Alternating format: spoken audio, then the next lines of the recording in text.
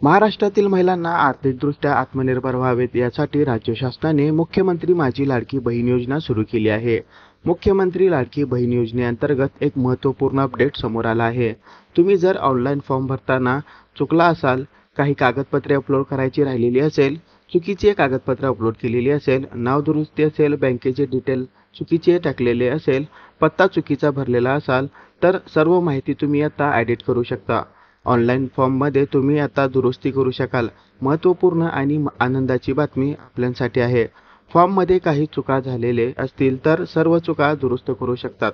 तुम्ही भरलेला फॉर्म आता करेक्शन करू शकतात। पूर्ण भरलेला फॉर्म आता तुम्ही एडिट करू शकाल। हा जो फॉर्म आहे कशा पद्धतीने एडिट करायचा आहे हेच आपण या व्हिडिओच्या माध्यमातून जाणून घेणार आहोत। मुख्यमंत्री लाडकी बहीण योजनेचा ऑनलाईन अर्जामध्ये काही चुका केला असाल तर त्या चुका आता तुम्ही दुरुस्ती करू शकाल।